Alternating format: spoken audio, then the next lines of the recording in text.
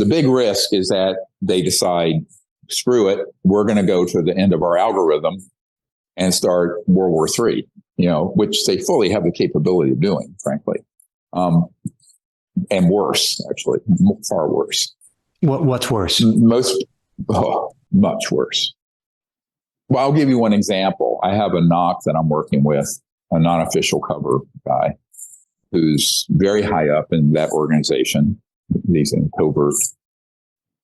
And he knew specifically of an event a few years ago, it was well within the last 20 years, where this illegal organization used the technology to move an asteroid coming from the direction of the sun onto a path and steer it using these advanced electrogravitic anti-gravity technologies, so it would skim over the Atlantic Ocean, causing massive tidal waves and tsunamis, and then skim over the Pacific Ocean, causing bigger ones, but not impact.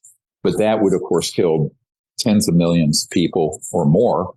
And they have the technologies to do it. Now, if I'm scaring people, good. People need to realize how dangerous this organization is, what their plans are, and why they have to be stopped by all means necessary. And if it takes law enforcement to make it happen, then fine.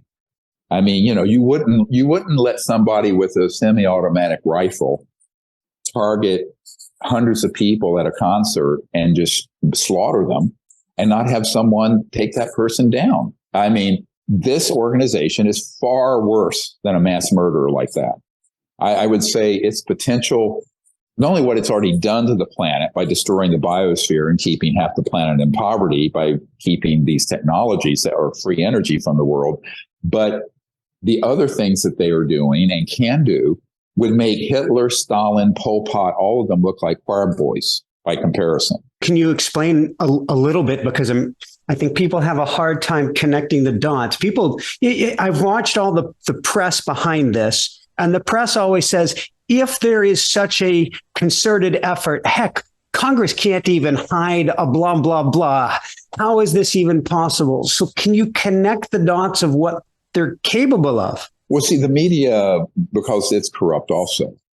The biggest, I would say the most culpable corrupt enterprise in the world that's kept this secret is the media, by far, way more than any covert CIA program, because they have been completely infiltrated and corrupted by these false narratives. I deal with it all the time. I was just on a Saudi TV thing where I was, trying to debate Seth Shostak, the founder of the SETI project, and he just threw out one red herring like you just brought up after another.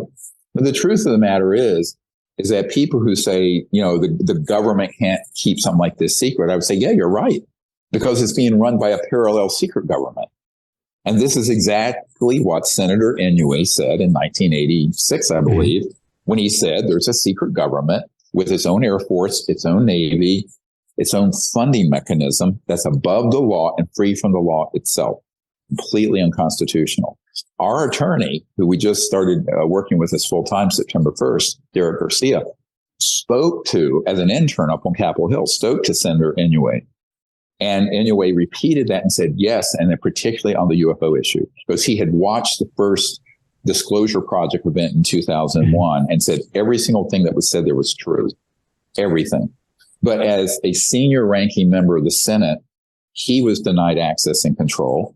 Multiple presidents I've dealt with have been denied access and control. So when the media says that, they're leaving out one key fact, and that is the government of we the people doesn't know where the washroom is in one of these secret underground bases. They're never in mind about their very existence and what's in there. So this is where a non-governmental organization like ourselves that have meticulously collected this sort of intelligence for 33 years is useful, even though I have no official standing whatsoever, nor do I want any. I won't accept even a clearance, even though I can be in a skiff and share information. I never put a shackle on myself. I keep completely uncorruptible and free. But the media come up, and also the scientific debunkers will say, well, if this were true, everyone would know about it, right? I'm going, yeah. Do you realize that fact check this. It was an article decades ago in the Washington Post. The super secret spy satellite agency called the National Reconnaissance Office, NRO, they built $180 million headquarters. It'd probably be $1 billion now. Yeah. Before the White House or the Congress knew that the money was in place to build it or that they had broken ground. It was built, finished, operational, and no one in the U.S. government, not a single member of Congress or White House, knew about it. So if people just have no idea how this system runs, and there's sort of this naivete that, God is in his heaven and all is right with the world, when in reality, this illegal secret government has been around since the 50s and has gotten more and more power. And that's not only true in the United States, but in other developed countries as well.